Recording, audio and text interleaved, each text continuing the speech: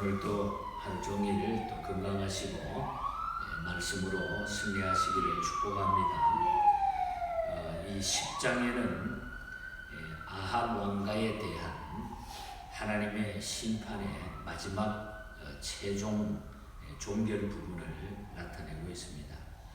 1절부터 읽지 않았습니다만은 쭉 읽어보면은 끔찍한 아합 왕가의 마지막 심판이 나타나고 있는 것을 봅니다.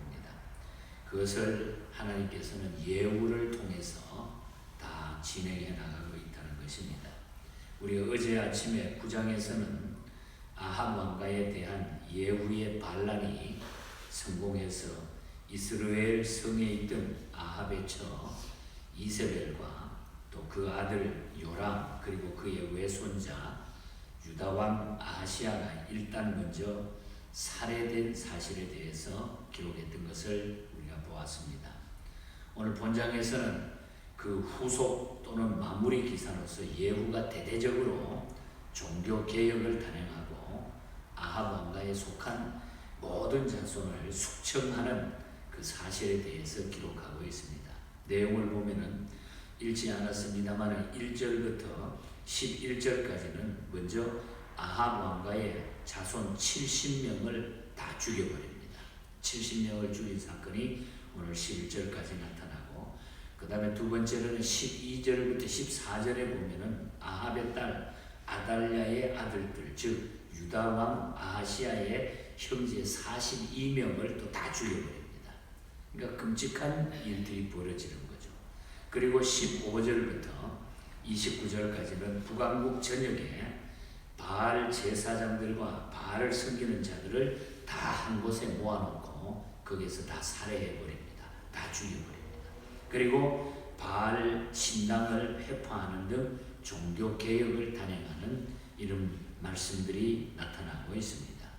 그리고 오늘 읽은 부분에는 예후의 평가, 마지막 권자의 욕심 때문에 예후가 결국 마지막에 세상을 떠나고 말게 되는 이런 이야기인데, 28절부터 27절부터 28절 그 마지막 부분을 보면 27절에는 바알의 목상을 헐며 바알의 신당을 헐어서 변소를 만들었더니 오늘까지 이르리라. 이게 바알 신당을 파괴하는 이런 일까지는 잘했지만은, 그러나 자신의 권자를 유지하려는 목적으로 베델과 단 사이에 있는 금송아지는 파괴하지 않았다고 하는 것입니다. 그래서 오늘 31절에 보면은 여로보암이 이스라엘에게 범하게 한 그 죄에서 떠나지 않았더라. 그러니까 자기의 권자를 유지하는 목적으로 베델과 단 사이의 금송아지는 파괴하지 않고, 그러나 바알 신당은 파괴했다. 그러니까 자기 자신을 위해서 이 모든 것을 행했다고 하는 것을 예후의 평가를 마지막에서 우리는 내릴 수가 있다는 겁니다. 그런데 하나 또 중요한 것은 15절에 보면 여호나답, 이 레갑족 속에 속하는 여호나답에 대한 인물이 나타납니다. 이 여호나답은 모세의 장인 그 이드로의 후손인 레갑의 아들로서 아주 금송하고 의로운 생활을 했기 때문에 그 당시에 백성들이 그를 존경하고 따랐던 그런 사람입니다. 근데 예후는 자기 자신이 위치를 인정받기 위해서, 자기 자신의 위치를 인정받기 위해 가지고 이 레갑 족속인 여호나답하고 친해져 가지고 거기에 잘 보이는 이런 모습이 나타나고 완전히 위장하는 것이었죠. 그래서 예레미야 35장 19절에 보면 훗날에 이 레갑 족속은 하나님을 영원히 섬길 자들이라고 하는 복을 받고 영원히 끊어지지 아니하리라. 이 레갑 족속이 하나님 앞에 큰 복을 누렸던 사실을 우리가 보게 됩니다. 그러니까 이 여호나답이 그 족속의 대표와 같이 그 족속을 이끌고 있었으니까 존경받고 그 당시에 많은 사람들이 좋아하니까 예후가 거기에 붙어가지고 자기도 그런 인정을 받게 하는 이런 왕이 그 정책을 썼던 모습을 우리 또한 볼 수가 있습니다. 어떻든 이런 예후가 마지막에 아합 왕가의 피해 숙청을 단행하는 이 사실을 나타내는데, 오늘 마지막 읽은 부분을 통해서 이제 마지막 결론과 평가를 내려보겠습니다. 그런데 이렇게 했는데 하나님은 예후를 칭찬했다. 오늘 우리 읽은 부분에 나오는데 예후를 칭찬했습니다. 예후의 행동은 아주 야만적이고 잔인한 면이 있었는데 하지만 하나님은 예후의 행동에 대해 30절에 뭐라 그럽니까? 예후에게 내가 보기에 정직한 일을 행하되 잘 행하며 정직한 일을 행했다. 그렇게 하나님이 이야기합니다. 왜냐하면 예후는 온전한 하나님의 도구 되는 일에 열심을 다했기 때문에 사실 하나님이 세우셔서 이 가문을 이 아합의 가문을 다 파괴한 거죠. 심판한 거죠. 거기에 대해서 네가 그대로 잘 해줘서 너는 정직했다. 이 이야기죠. 그래서 이 일로 인해 가지고 하나님은 예후에게 보상을 하는데 그 다음에 이어지는 말에 보면 4대에 이르러 왕위를 이어나갈 것이라. 내 자손이 네가 정직했기 때문에 내 자손이 이스라엘 왕위를 이어 4대를 지내리라. 30절에 보면 그렇게 말하고 있습니다.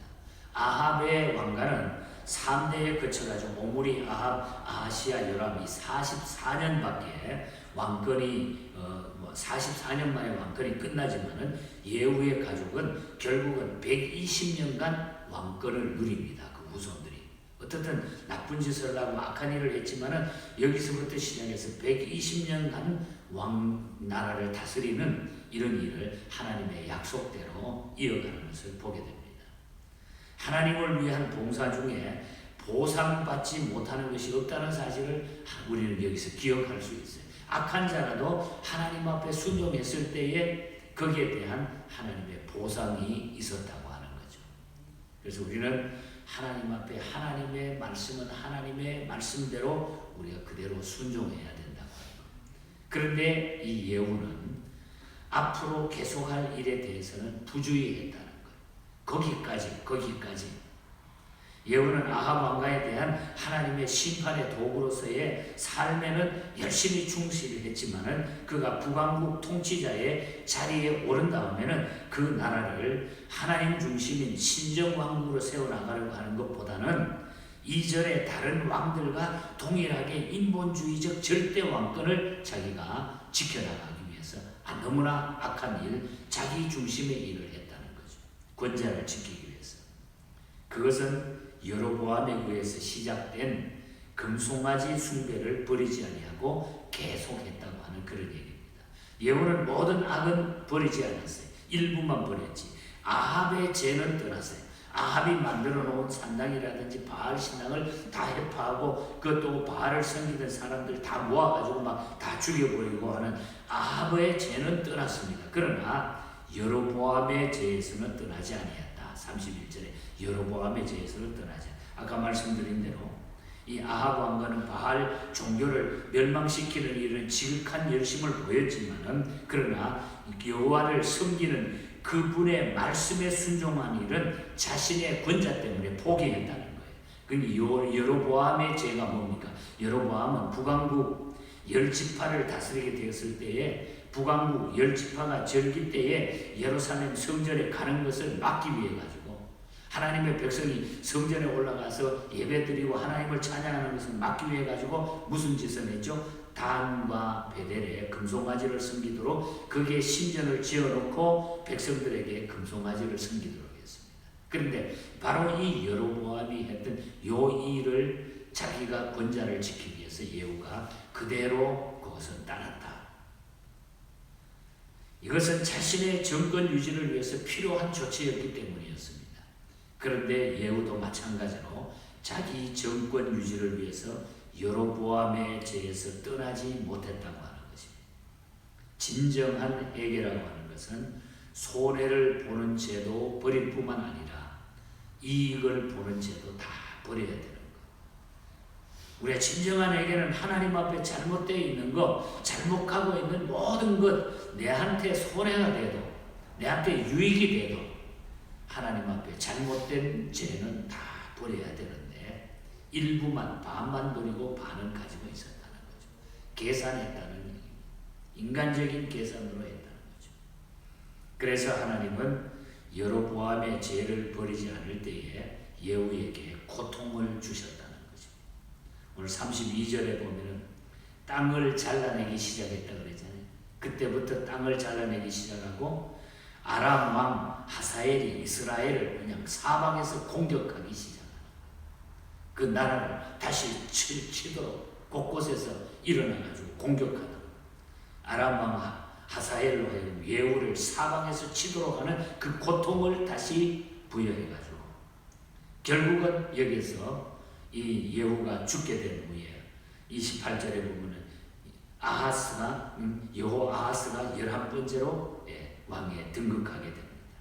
그러니까 여기에 아합의 왕과 이세벨 그 후손의 악한 것들 또한 예후 어떻든 이 죄 때문에 우상 숭배하는 이 모든 일들은 전부 하나님께서 다 정리해 버렸다는 거죠. 우리가 사방에 우겨쌈을 당하는 것 같은 그 고통이 오늘 우리에게 다가올 때 예후가 마지막에 하나님의 명령에 따르지 않을 때 사방에서 그를 치는 고통이 다가올 때 그것을 견디지 못했습니다. 우리가 인생을 살아가다가 고통과 사방에서 나를 막 치는 것 같은 고통이 다가올 때 이것은 우리의 이익이 되는 죄를 버리지 않는 결과인 것을 우리가 깨닫고 그것에서 돌아서는 진정한 회개가 우리에게 나타나야 된다. 회개는 우연한 일이 없습니다. 우리에게 나타나는 그 일들은 크고 작은 일들이 일어나는 우리의 삶의 모든 일들은 우연한 일은 하나도 없어요. 하나님의 뜻과 계획이 있었다고. 하나님의 뜻과 계획입니다. 그래서 하나님이 가장 싫어하는 하나님보다 더 사랑하는 우리가 우상 숭배의 죄를 계속해서 하나님은 처벌해 나가시고 있죠. 그러니까 우리가 이 왕들의 역사, 이스라엘의 역사를 보면 피 흘림이에요. 그러니까 하나님이 그렇게 하나님의 뜻을 따르지 않고 자기 중심으로 우상 숭배했을 때 전부 아무개나 누구한테 죽고 누구한테 살해되고 이 피의 역사가 일어나는 것을 우리가 보게 되는 겁니다. 이것이 인간의 역사입니다. 나라의 역사고 하나님이 진행해 나가는 역사라는 것을 우리는 알 수가 있습니다. 결론적으로 말씀드리면 우리는 하나님이 기뻐하는 일에 순종하는 삶을 살아야 되고 그리고 하나님께서 우리가 가장 싫어했던 우상 숭배 이것을 우리가 물리치고 살아야 된다는 것입니다. 내 뜻대로 내 중심대로 내 계산대로 해서는 안 되고 그리고 어떤 데는 미련하게 보여도 하나님이 하라고 하는 일은 우리가 순종해 나갈 때 돌아보면은 지나고 나면은 뒤돌아보면 그게 맞았구나 하는 것을 우리는 알게 됩니다. 근심 걱정이 있더라도 우리에게 부족하고 연약한 점이 있다 할지라도 그저 묵묵하게 인내하면서 그 시대에 주님을 바라보면서 그렇게 살아갈 때 우리 영혼에 늘 봄날 같은 햇빛이 비치게 될 줄 믿습니다. 우리 이 믿음으로 오늘도 여러분 기분 좋게 하나님 앞에 영광 돌리며 승리하시기를 축복합니다. 하나님 아버지 감사합니다. 힘들고 어렵지만은 또 하나하나 생각하면은 또 어떤 데는 좌절되고 이 일을 어떻게 해야 하나고 걱정되는 일도 있지만은 그러나 우리 하나님 바라봅니다. 우리 하나님께서 우리에게 베풀어 주신 또 진행해 나가는 하나님의 역사의 일들인 줄 믿습니다. 크고 작은 일 저희들이 원망할 것이 아니라 하나님 앞에 겸손하게 내려놓고 주님께 소망이 있음을 알고 그 주님 바라보게 하여 주시옵소서. 나의 생각과 잘못된 모든 사고들을 하나님 앞에 다 내려놓고 주님께서 기뻐하는 그런 모습으로 늘 서게 하여 주시옵소서. 우리의 놀라운 삶 속에 늘 봄날과 같은 햇빛이 쨍쨍 비치는 이런 놀라운 은혜와 기쁨과 평안과 소망이 넘치게 하여 주시옵소서. 거룩하신 예수님 이름으로 기도하옵나이다.